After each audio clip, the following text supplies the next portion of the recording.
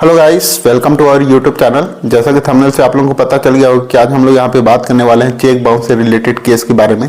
तो cheque bounce का जब भी कोई केस वगैरह किया जाता है तो उस समय जो है नोटिस भेजना बहुत मैंडेटरी है। अगर चेक बाउंस के केस में अगर नोटिस अगर सही तरीके से नहीं भेजा गया है तो जो केस है वो वहाँ पे प्रॉपरली स्टैंड नहीं हो सकता है। तो उसके बारे में पूरा डिटेल से देखेंगे, तो वीडियो में लास्ट तक बने रहिएगा। वीडियो अच्छा लगे तो वीडियो को लाइक, चैनल को सब्सक्राइब कर लीजिए। मैं advocate Om Prakash, forensic expert, office of associate law firm Ambikapur से आप सभी लोगों का स्वागत करता हूं। अगर आप लोग कोई भी कानूनी समस्या है और आप लोग मेरे थ्रू पर्सनली कंसल्ट करना चाहते हैं तो डिस्क्रिप्शन बॉक्स में एक व्हाट्सएप नंबर दिया हुआ है जिसके थ्रू आप लोग अपॉइंटमेंट बुक कराते हुए मेरे से बात कर सकते हैं। तो चलिए शुरू करते हैं।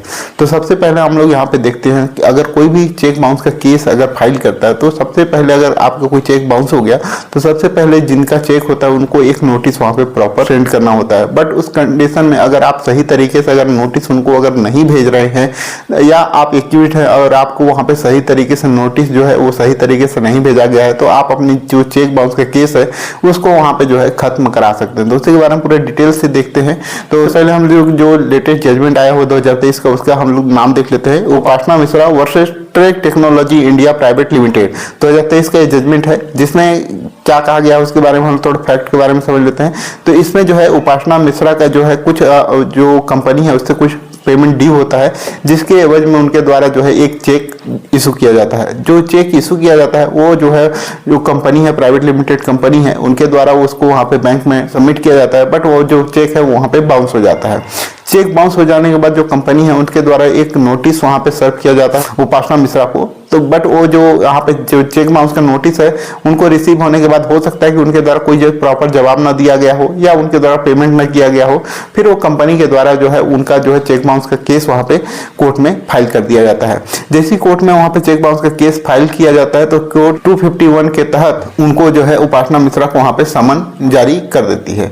जैसे ही उनके द्वारा समन वहाँ पे रिसीव होता है तो समन को वहाँ पे उनके द्वारा चैलेंज किया जाता है। जब हाईकोर्ट में जो समन आया हुआ है उसको वहाँ पे इस ग्राउंड पे वहाँ पे चैलेंज किया जाता है कि जो नोटिस है वो प्रॉपर नोटिस वहाँ पे सही तरीके से उनको नहीं दिया गया है और इसीलिए जो है उनका जो चेक बाउंस का जो केस है वो वहाँ पे स्टैंड होने लायक नहीं है, वो वैलिड नहीं है।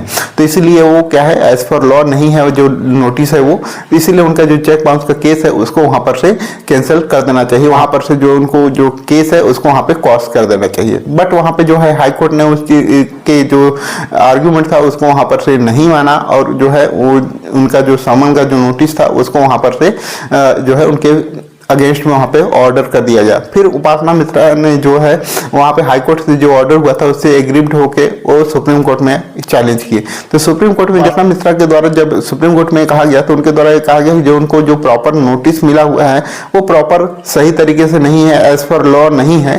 और उनके द्वारा एक और जजमेंट का पुराना जो जजमेंट 2002 का उसका वहाँ पे उनके द्वारा रेफरेंस लिया गया और उनके द्वारा कहा गया कि सुमन सेठी वर्सेस अजय ए 2002 का जो मामला है उसमें नोटिस के बारे में कहा गया है कि जो इनके द्वारा जो मेरे को नोटिस भेजा गया है उसमें जो है जो अमाउंट था उसको सही नहीं लिखा गया है। मतलब जो जितने उनका जो ड्यू अमाउंट था जैसे वो अमाउंट कुछ भी रहा होगा तो उनके द्वारा, लेकिन जब उनके द्वारा जो नोटिस भेजा गया है 6.5 लाख रुपए का नोटिस भेजा गया है जबकि जो अमाउंट है जो ड्यू अमाउंट था वह इतना अमाउंट नहीं था। इसीलिए जो नोटिस है प्रॉपर नोटिस नहीं है, इसीलिए मेरे द्वारा इसका कोई भी वहां पे रिप्लाई नहीं फाइल किया गया।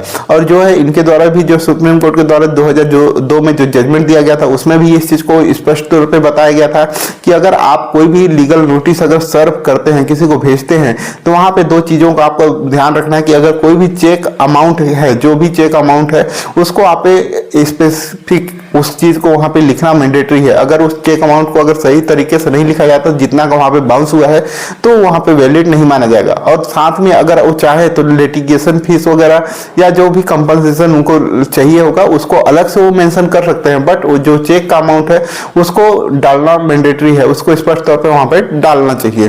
तो जो ये इनके द्वारा जो लीगल नोटिस भेजा गया था उसमें जो है प्रॉपर जो चेक अमाउंट था उसको न डाल के जो उनके द्वारा 6.5 लाख रुपए का उनके द्वारा द्वारा जो है डिमांड किया गया था।